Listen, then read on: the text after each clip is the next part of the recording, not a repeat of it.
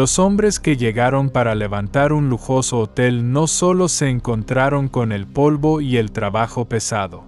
Desenterraron algo que nunca debió ser encontrado. Lo que empezó como susurros en los pasillos vacíos, es hoy una pesadilla de la que no pueden despertar. Estas son 3 historias, 3 testimonios que nos llegaron desde el corazón de la obra, de albañiles que descubrieron que en esa construcción no estaban trabajando solos. La primera nos cuenta que se esconde bajo nuestros pies, en los cimientos de lo que creemos tan sólido y seguro. Relato 1. El lamento de la cimentación. Mi nombre es Javier. O bueno, así me voy a llamar para esta historia. Tengo 23 años y, hasta hace poco, era uno de los tantos que se partían el lomo en la construcción de ese hotel que prometía ser la nueva joya de la costa. Llegué a Acapulco desde un pueblo de tierra adentro, en Guerrero, con más ganas que experiencia, buscando un sueldo que le diera un respiro a mi familia. El trabajo era una chinga, sobre todo en la cimentación. Estábamos en el nivel más bajo, el hoyo más profundo del terreno, donde el calor se sentía como un animal pesado sobre la espalda y el aire olía a tierra húmeda y a diésel. Mi pareja de trabajo era don Manuel, un señor que ya le pasaba a los 60, con la piel curtida por 1000 soles y unas manos que parecían hechas de piedra. Hablaba poco, pero sus ojos lo decían todo. Se sabía el oficio como la palma de su mano y se movía entre el caos de varillas y zanjas con una calma que a mí me parecía casi de otro mundo. Él me enseñó a no maldecir al sol, a sentirle el peso justo a la carretilla y a escuchar. Una obra habla, Javi, me decía. No más tienes que saber qué escuchar. En ese entonces, yo creía que eran puras cosas de viejo. Ahora sé que debí ponerle más atención. Fue una tarde de martes. El sol pegaba con ganas y el capataz nos andaba apurando para terminar de limpiar una sección donde iban a colar una de las zapatas principales. Estábamos don Manuel y yo, paleando lo último de tierra y piedra. El golpe de mi pala contra algo duro me hizo parar. No era el sonido hueco de una roca, era algo más compacto, más definido. Me agaché, escarbé con las manos y saqué un objeto cubierto de lodo. Al limpiarlo, vi que era una figurita de piedra oscura, no más grande que mi mano. Era una especie de hombrecito, tallado de forma tosca pero con detalles rarísimos. Tenía unos ojos grandes, redondos, y una boca abierta como en un grito silencioso. No se parecía a nada que hubiera visto. Mire, don Manuel, le dije, emocionado como un niño con juguete nuevo. ¿Qué cree que sea? De los antiguos. La reacción de don Manuel me heló la sangre. Soltó la pala y se persignó 3 veces, rápido, casi con coraje. Su cara, siempre tranquila, era una máscara de espanto. Me arrebató la figura de las manos, no con fuerza, sino con una especie de pánico. No, no, no, susurró, más para él que para mí. Esto no se toca. Esto no es de nosotros. Con un cuidado que nunca le había visto, volvió a poner la estatuilla en el fondo del hoyo y la cubrió de tierra con sus propias manos. Ahí se queda, dijo, con una voz ronca que no admitía peros. Es de los dueños del lugar. Son los guardianes, los que cuidan la tierra. Son chaneques. Yo, en mi ignorancia, me reí por dentro. ¿Chaneques? ¿Duendes? Había escuchado a mi abuela contar historias de ellos, seres traviesos que te esconden las cosas o te pierden en el monte. Puros cuentos. Mientras don Manuel se alejaba a buscar agua, murmurando rezos, una idea estúpida se me metió en la cabeza.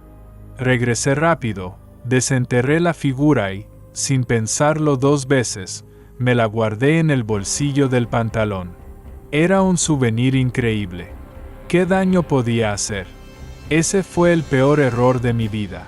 La primera noche no noté nada. El cansancio me ganó. Fue a la noche siguiente cuando empezó. Estábamos en el turno nocturno, un grupito encargado de trabajos menores. El silencio de la obra en la noche es otra cosa. Impone.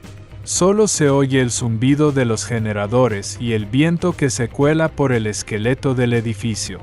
Cerca de la 1 de la mañana, mientras revisaba unos anclajes, escuché algo. Un sonido débil, casi nada. Un lamento, como un niño llorando muy, muy lejos. Me detuve. Paré la oreja. El sonido se fue con el viento. «Estás cansado, Javier», me dije. Pero una inquietud se me quedó en el pecho. Las noches que siguieron, el llanto volvió. Cada vez un poco más claro, más cerca. Ya no era el viento. Era, sin duda, el sollozo de un niño. Un llanto triste, que calaba los huesos. Y venía siempre del mismo lugar, la cimentación, la zona más oscura de la obra.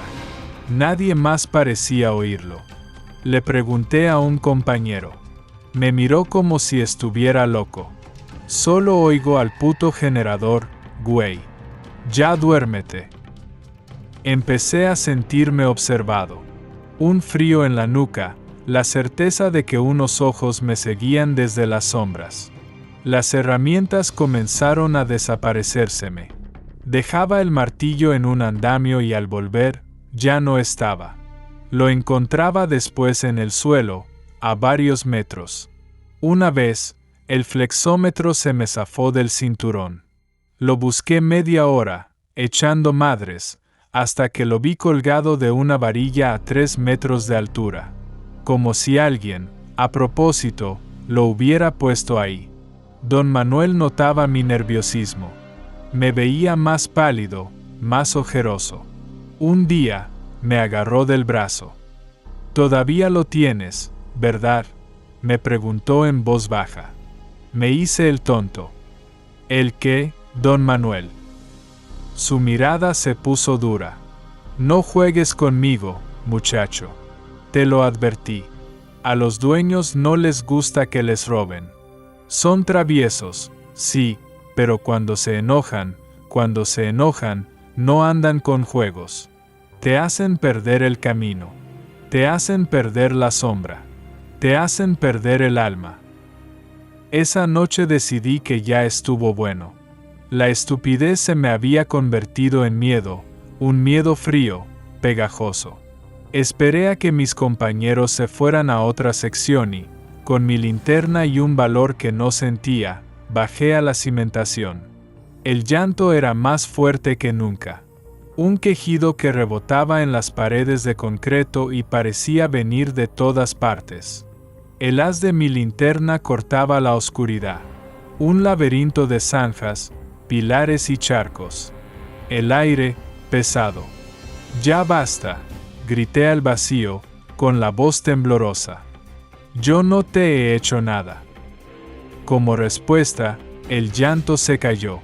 Silencio total, tan profundo que me zumbaban los oídos.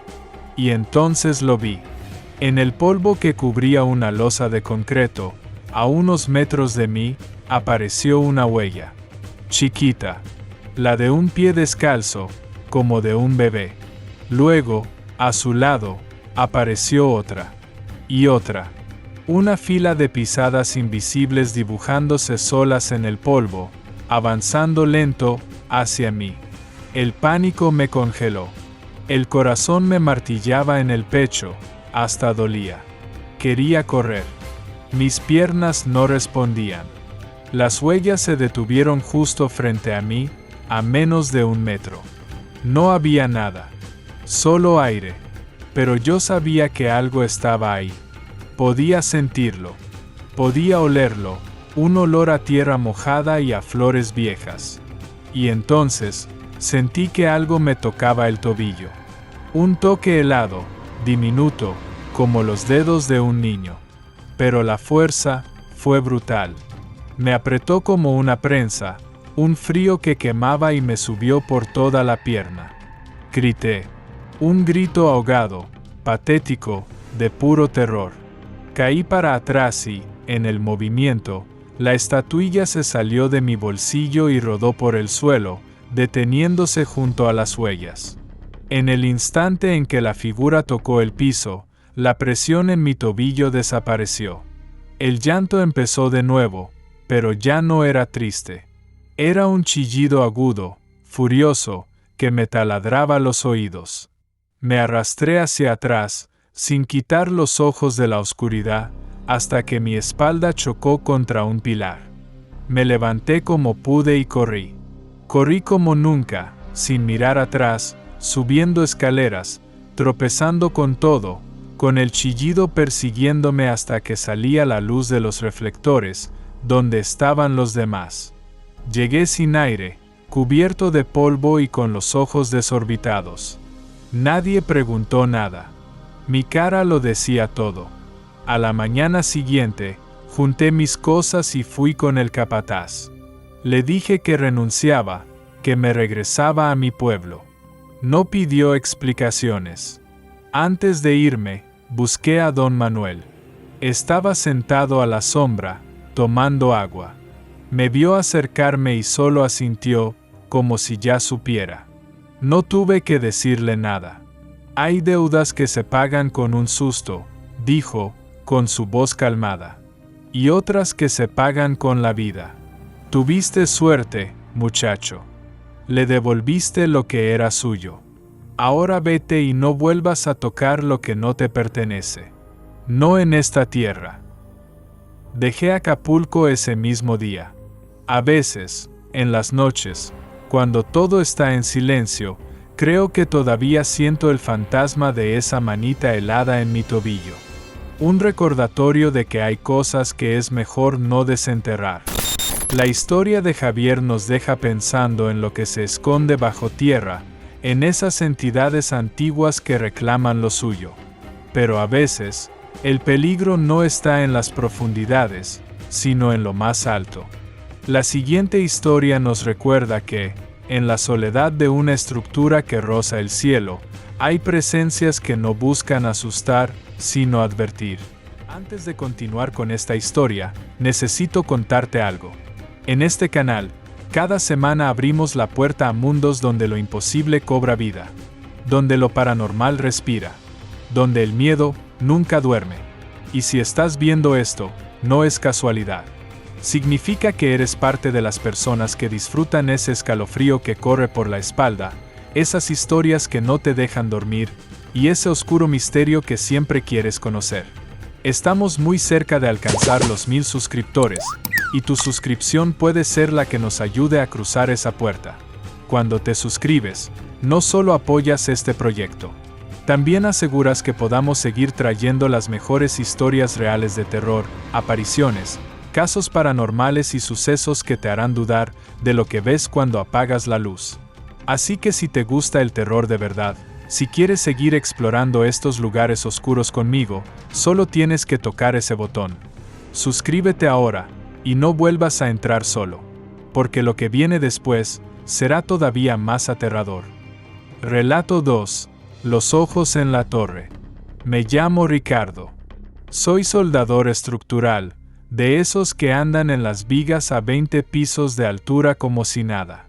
El vértigo es un lujo que no te puedes dar. Mi chamba en el hotel de Acapulco era unir el esqueleto de acero de la torre principal. Es un trabajo solitario, preciso y peligroso.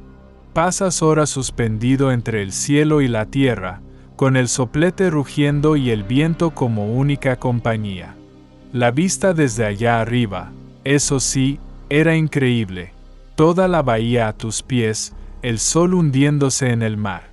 Era hermoso, pero también te hacía sentir muy pequeño. Soy un tipo práctico. No creo en fantasmas ni en supersticiones. Un ruido es el viento, una sombra es un juego de luces. O al menos así pensaba yo. Es común quedarse hasta tarde para terminar una soldadura importante. A mí me gustaba trabajar al atardecer. El calor bajaba, casi todos se habían ido y el silencio te dejaba concentrarte. Fue en una de esas tardes, trabajando en el piso 17, cuando lo vi por primera vez. Era una figura. Estaba de pie en lo que sería una suite de lujo, al otro lado del hueco central del edificio. A esa hora, el interior de la estructura era pura sombra.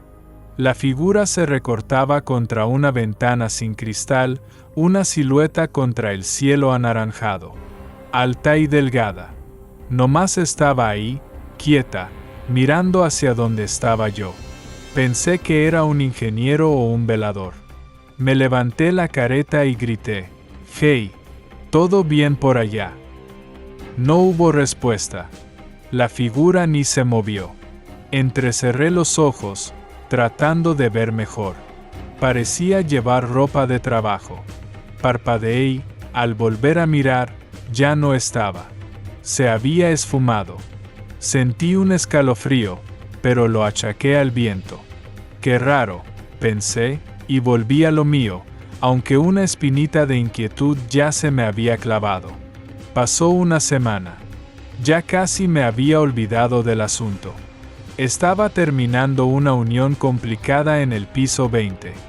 Ya era de noche, y solo me iluminaba mi lámpara y el resplandor del soplete. Al apagarlo, el silencio fue total. Y entonces, volví a sentirlo. Esa sensación de que te están mirando. Levanté la vista, despacio. Ahí estaba otra vez. Esta vez, en mi mismo piso, al final de un largo corredor de concreto que se perdía en la oscuridad. La misma silueta alta y delgada, a unos 50 metros. Ahora sí sentí un nudo en el estómago. No había manera de que alguien subiera hasta ahí sin que yo lo oyera.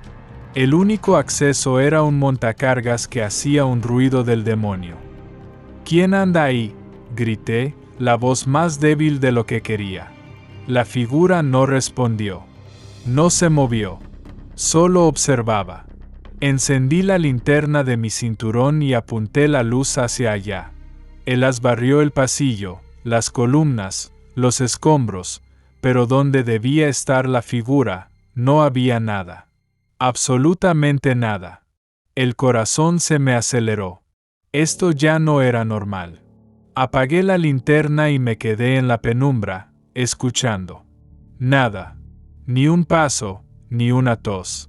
Junté mis herramientas con una prisa que no era la mía. Cada sombra parecía moverse.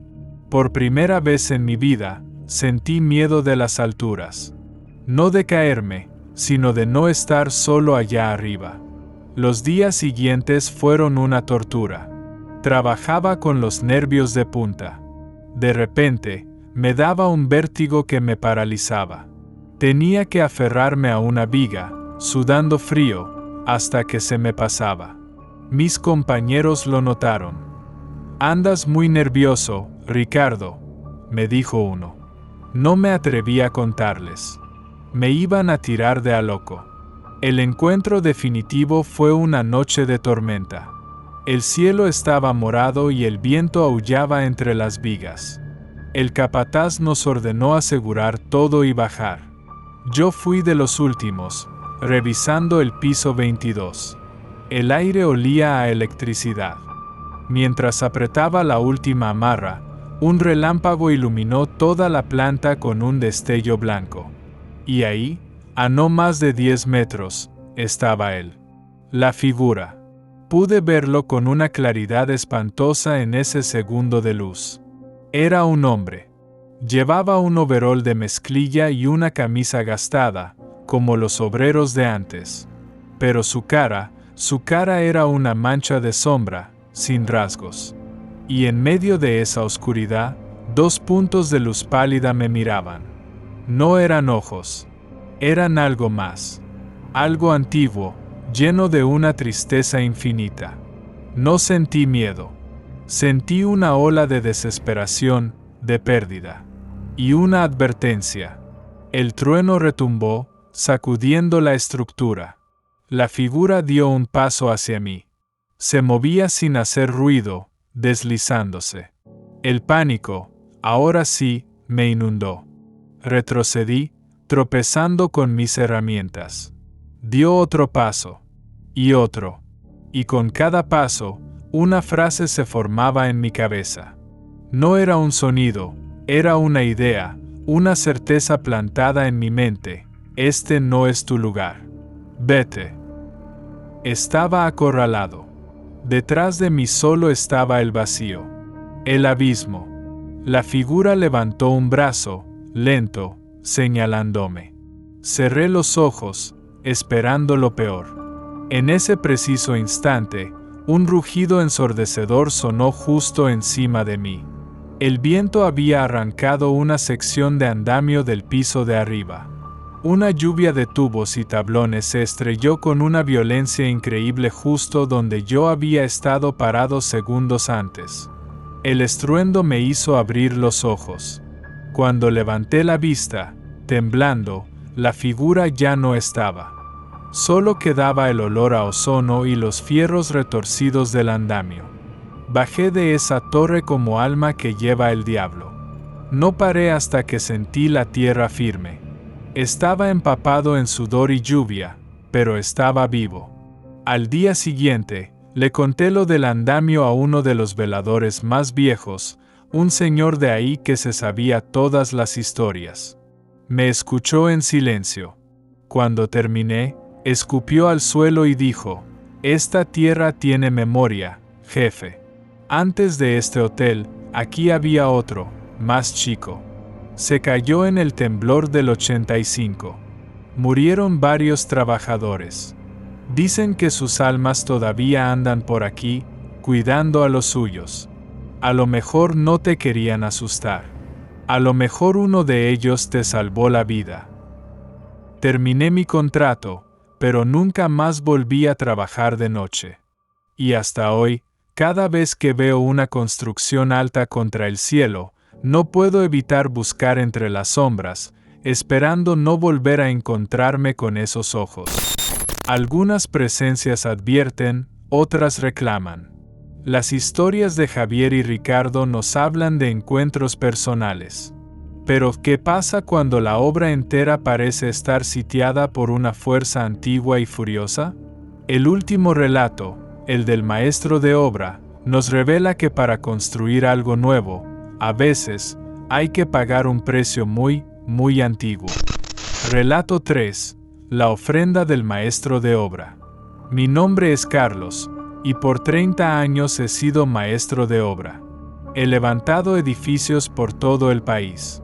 He lidiado con sindicatos, ingenieros, presupuestos imposibles y todas las calamidades que te puedas imaginar. Soy un hombre práctico, de planos, de concreto y de acero. O al menos, lo era hasta que tomé la obra de ese maldito hotel en Acapulco. Desde el primer día, supe que ese proyecto era distinto. No era solo la presión de los inversionistas por reconstruir rápido. Era algo en el aire. Una pesadez. Los problemas empezaron casi de inmediato. Maquinaria nueva que fallaba sin razón, errores en planos ya revisados 1000 veces, pequeños accidentes, uno tras otro. La productividad se desplomó. Los inversionistas me llamaban a diario, amenazándome. Estaba desesperado. La pesadilla de verdad empezó una noche, mientras revisaba unos planos en mi oficina. Eran casi las 10. Escuché un golpeteo rítmico, metódico. Tap, tap, tap. Venía de afuera. Salí. No había nadie, pero el sonido seguía. Tap, tap, tap. Y me di cuenta de que no venía de los alrededores. Venía de abajo. Del suelo. Con una linterna en mano y un nudo de hielo en el estómago, seguí el sonido. Me llevó al corazón del lobby, una caverna de concreto. Ahí estaba el pilar maestro, una columna colosal que sostenía toda la torre. Pegué la oreja al concreto frío. El sonido era inconfundible. Tap, tap, tap. Venía de adentro del pilar. Se me erizó hasta el último pelo. Era imposible. Ese pilar era una masa sólida de concreto y acero. No podía haber nada ni nadie ahí dentro. Pero el golpeteo era real. Deliberado. Como si algo estuviera picando la piedra desde el interior, tratando de salir. A partir de esa noche, el golpeteo se hizo mi compañero. A veces débil, a veces frenético. Los accidentes empeoraron. Una grúa soltó una viga de varias toneladas que se estrelló a metros de un grupo de trabajadores. El reporte oficial dijo fallo hidráulico, pero yo sabía que era otra cosa. La obra estaba maldita. Los hombres estaban al borde del motín. Hacían pequeñas ofrendas de flores y cruces de palma en las esquinas. Los inversionistas me dieron un ultimátum: o controlaba la situación o me iba a la calle. Estaba acabado. En mi desesperación, me acordé del viejo Don Manuel. Lo busqué y lo llevé a mi oficina. Le conté todo: los accidentes, el miedo, el golpeteo dentro del pilar. Don Manuel me escuchó sin decir nada. Cuando terminé, se quedó un rato en silencio. Maestro, dijo al fin, casi en un susurro. Ustedes llegaron y empezaron a cavar sin pedir permiso. Despertaron al guardián. Le quitaron algo. Me habló de los dueños de la casa, espíritus de la tierra.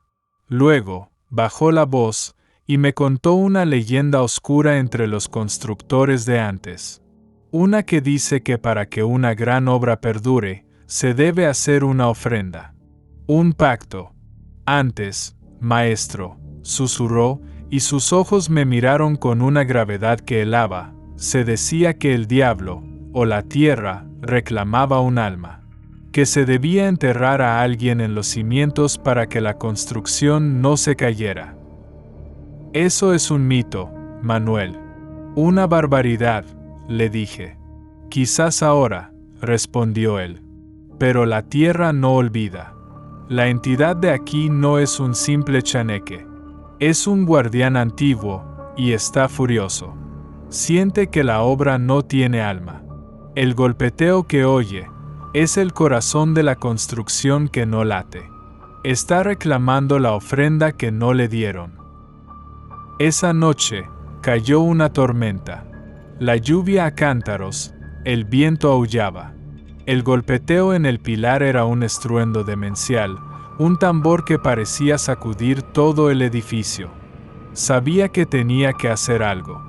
No iba a sacrificar a nadie, pero las palabras de Manuel resonaban en mi cabeza: una ofrenda. Tomé una decisión. Salí bajo la lluvia hasta el pilar maestro. Llevaba mis herramientas más preciadas, el martillo y la llana que mi padre me regaló. El símbolo de mi vida. Llevaba también una botella del mejor mezcal que tenía. Caí de rodillas en el lodo frente al pilar. El golpeteo era tan fuerte que sentía la vibración en los huesos. Con mis manos, cavé un hoyo en la base. Coloqué dentro mi martillo y mi llana. Luego, destapé la botella y derramé el mezcal sobre la tierra. Y entonces hablé. Le hablé a la oscuridad, al pilar, a la tormenta. Escúchame, grité, con la voz rota. No tengo una vida que darte. Mis hombres son padres, son hijos. No los tocarás. Tomé aire, pero te ofrezco la mía. No mi sangre, sino mi trabajo. Mi legado. Esto, dije, señalando las herramientas, es todo lo que soy. Es mi orgullo. Tómalo. Acepta esta ofrenda a cambio de la paz. Acepta mi sudor a cambio de su seguridad. Déjanos terminar. En el instante en que dije la última palabra, el golpeteo se detuvo. De golpe. El silencio que siguió fue más profundo que cualquier ruido. Hasta la tormenta pareció calmarse. Me quedé ahí, arrodillado en el barro, temblando, sintiendo un vacío inmenso, como si de verdad me hubieran arrancado algo del alma. A la mañana siguiente, el sol brillaba y el aire se sentía limpio. Los accidentes pararon. La obra avanzó a un ritmo increíble. Terminamos en tiempo récord. Pero yo quedé hueco. El día que el hotel abrió sus puertas, presenté mi renuncia. Nunca más volví a dirigir una construcción. Algo se rompió en mí esa noche. La persona que me contó esta historia dice que a veces, si pasas por el hotel de noche y te paras cerca del lobby, en el silencio de la madrugada, puedes escucharlo. Un golpeteo muy débil, rítmico, que viene desde el corazón de la estructura. Tap, tap, tap. Como un corazón de concreto que finalmente aprendió a latir. Acapulco brilla de nuevo. Sus hoteles se alzan como monumentos a la voluntad humana. Pero bajo el lujo y el concreto, la tierra guarda sus propias historias. ¿Qué otros pactos no contados sostienen las paredes de los lugares donde buscamos descansar? Las historias que han escuchado esta noche son un testimonio de que el mundo que construimos se levanta sobre otro, uno mucho más antiguo y misterioso. Si has trabajado en una obra, si has sido testigo de algo que no puedes explicar, si has escuchado susurros donde solo debería haber eco, comparte tu relato en la dirección de correo electrónico que aparece en la descripción. Tu historia podría ser la próxima. Suscríbete y activa las notificaciones para que no te pierdas las próximas crónicas de la noche. Porque el miedo, a veces, se construye ladrillo por ladrillo.